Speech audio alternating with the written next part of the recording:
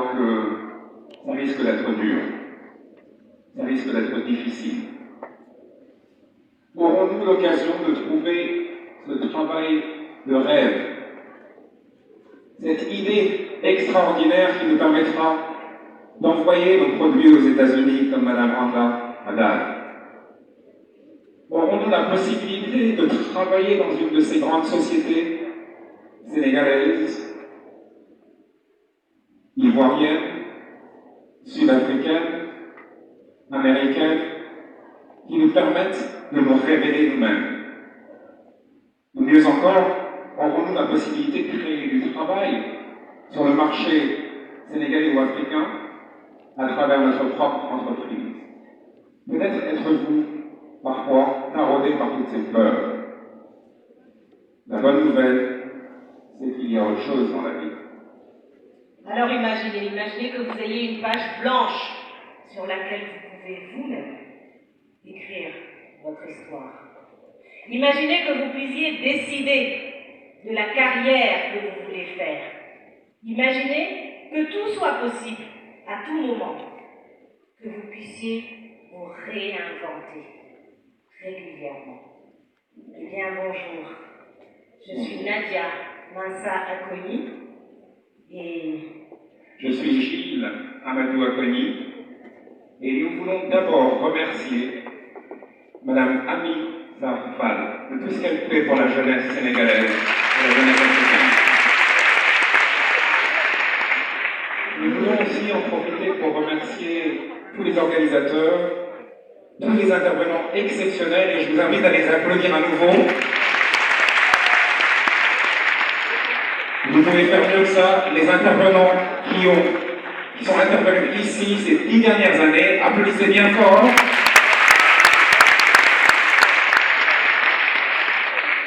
Et je voudrais demander à Nadia, mais quelle est ton histoire? Alors, l'histoire d'une petite fille qui rêvait de faire comme son papa. Les filles dans la salle, ça vous dira quelque chose. Moi, je voulais être un haut fonctionnaire international aux Nations Unies. J'ai fait mes études, bac à 16 ans.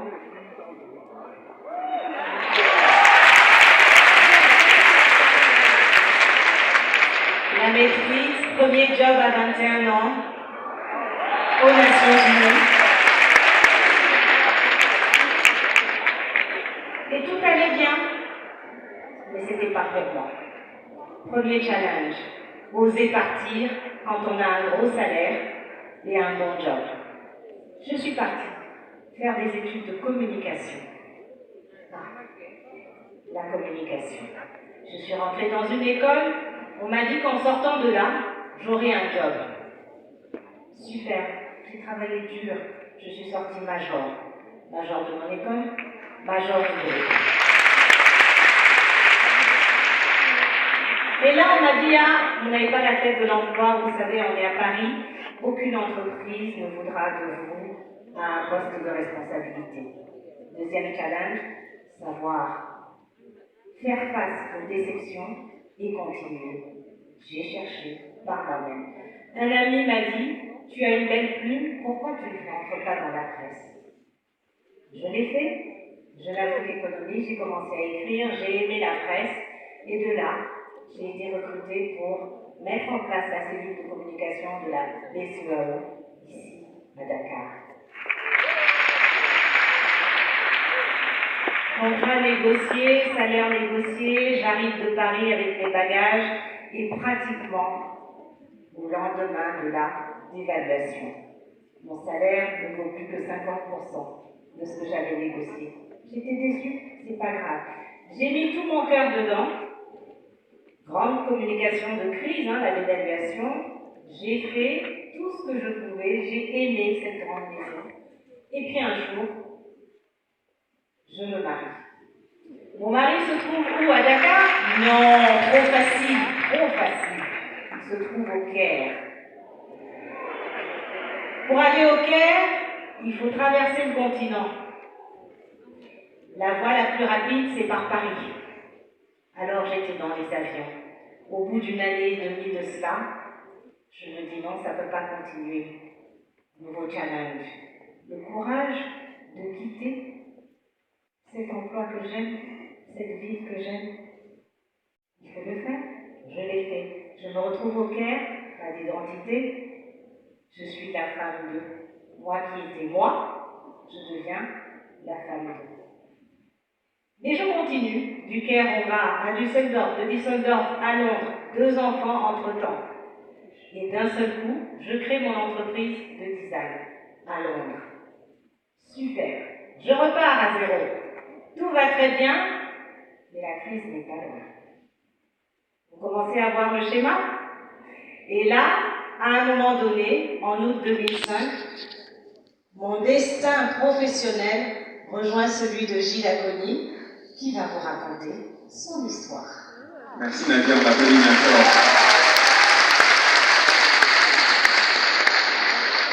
Alors pour les jeunes gens qui sont dans la salle, hommes d'abord et femmes, sachez bien choisir votre partenaire de vie.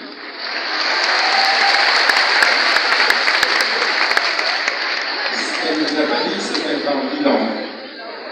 Et je la suis de loin en parlant 6. En 1989, je viens de passer 4 ans chez Xerox, en France.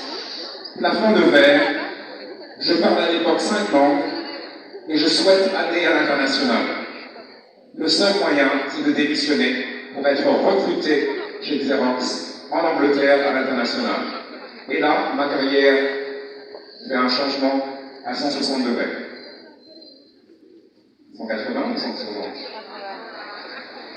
180. Merci. Ma carrière fait un changement complet, un pivot complet. Au bout de quelques mois, je suis invité par le directeur général de Xerox Europe. Il me dit, on ne vous connaissait pas. On me dit que vous avez les compétences de leadership. Allez voir tous les directeurs généraux d'Europe et demandez-leur un job de manager. Vous avez besoin de faire du management. J'ai fait le tour. Noir comme je suis aujourd'hui, en face de blanc, personne n'avait de travail pour moi. Je pars aux États-Unis pour faire la même chose et je me retrouve en face d'un monsieur très clair de peau, un blanc, qui me reçoit pour me connaître. Devant son bureau, il y avait un panier de basket. Et puis un tableau, visiblement des paris. Je lui dis, mais c'est quoi ça? Et il me dit, nous sommes au mois de février, tu ne connais pas le March Madness des États-Unis? Nous parions sur les universités qui vont gagner le championnat national de basket. Sur 1 heure d'entretien, nous parlons de basket pendant 40 minutes. Ça faisait déjà 20 ans que je jouais, presque. Et puis, au bout de la partie basket, il me dit, toi, je vais te recruter. L'opportunité, elle est partout, il faut savoir la saisir, il faut savoir comprendre l'autre pour pouvoir vendre une idée, pour pouvoir se faire acheter, entre guillemets. Fast forward, quelques années plus tard, je suis directeur général de Xerox en Égypte, la plus grande filiale de Xerox en Afrique. Alors, l'âge tendre de 33 ans. Nadia me rejoint et nous passons 3 merveilleuses années en Égypte. Ensuite, on me dit, vous avez passé 3 ans dans le show à aller régler les problèmes que nous avons en Allemagne, nous les langues que nous avons en Allemagne, et je prends la direction du marketing de l'Allemagne qui perdait de l'argent, 100 millions de dollars, avec la mission en 2 ans d'arriver à ce qu'on appelle le break-even. Bon, grâce à Dieu, nous avons réussi à le faire, mais je ne voulais pas passer un jour de plus en Allemagne. De là, je passe à l'Angleterre, je dirige le marketing européen du Moyen-Orient et d'Afrique, et puis ensuite, j'ai 2 autres jobs corporate, où je dirige les ventes et le marketing de la plus grande société d'énergie temporaire au monde, à Cairo, qui fournit également le Sénégal, et juste avant cela, la 2e société de logiciels informatiques pour les banques, directeur des ventes et du marketing. Et là, après Cairo, je vais voir l'Indien et je lui dis, qu'est-ce que je fais? Est-ce que je prends la direction générale d'une autre entreprise, la direction du marketing et des ventes d'une autre entreprise, ou quoi? Et tu me dis quoi à ce moment-là, Nadia? Tu as toujours voulu être autonome. Dans ta famille, tout le monde est entrepreneur, alors c'est le moment de te lancer. Alors je lui dis oui à une condition, c'est que tu viennes avec moi créer une entreprise extraordinaire. Et vous savez ce qu'elle m'a répondu? Non. tu es trop exigeant.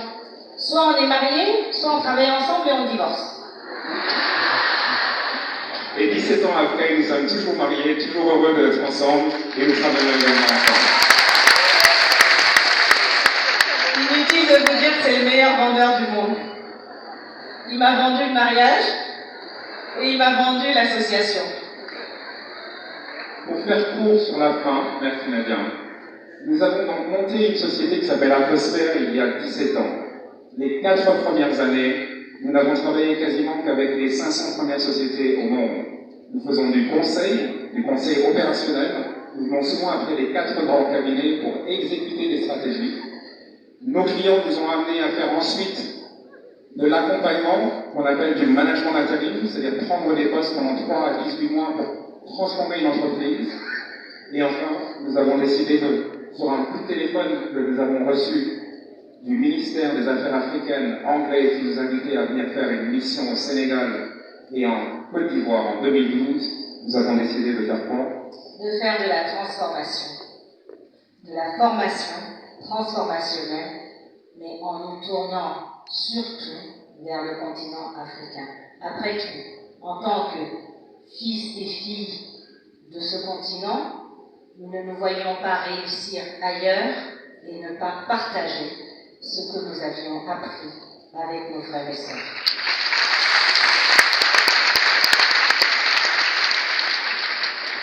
Et donc avant de vous laisser sur quelques réflexions finales, je voudrais vous dire que depuis ce jour où le ministère des Affaires africaines anglais nous a appelés, on a vraiment pris conscience que l'une des choses essentielles, la moins enseignée, particulièrement dans tout le monde de la francophonie, c'est de savoir se vendre.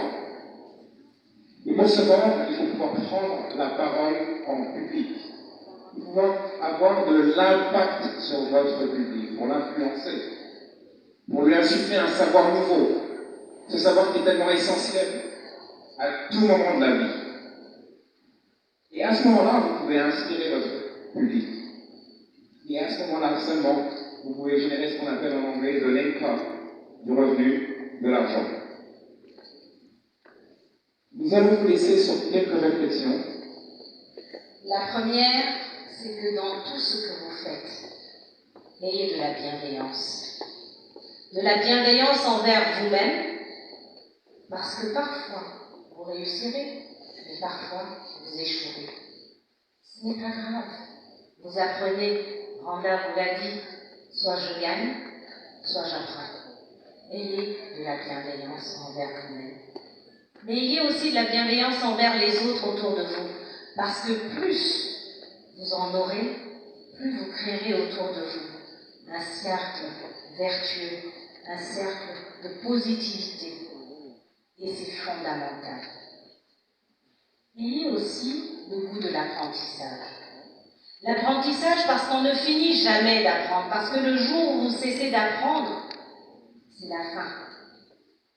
Apprenez de tous, de ceux qui savent plus que vous, de ceux qui sont plus jeunes que vous, les plus petits, même les tout petits, vous apprendront, vous enseigneront quelque chose. Continuez de croître, toujours, quelle que soit la position que vous occuperez dans la vie. La troisième chose, c'est soyez ouverts et l'ouverture.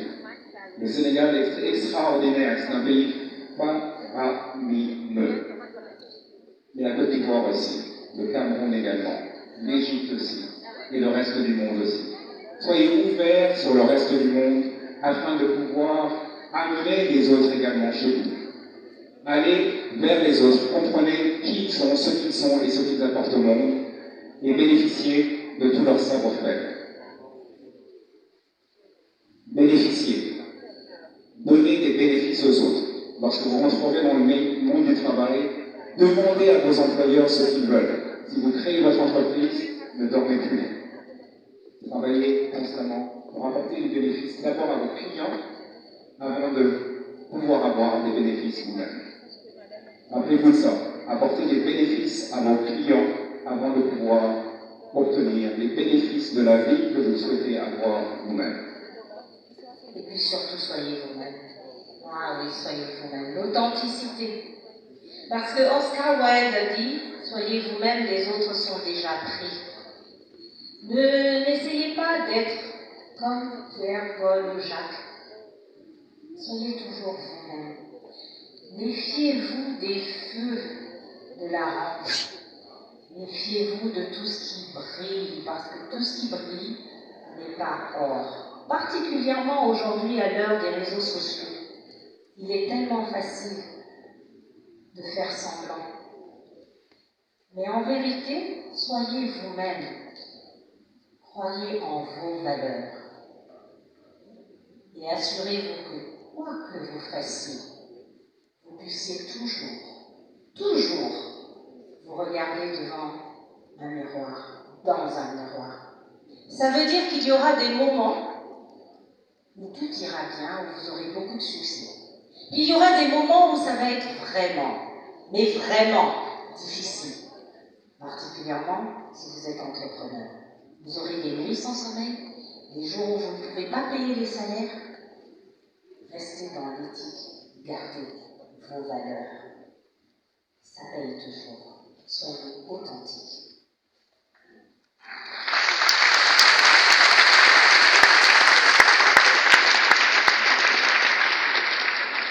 Pour ceux qui n'ont pas deviné, nous parlons d'ancrage dans les valeurs particulières, celles que nous apporte ce fameux baobab, qui est ce bel arbre africain.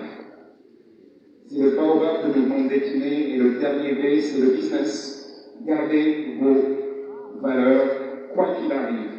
L'argent, il vient et il repart. On est sans argent, même si on est dans une famille riche, affluente, et on repart sans argent.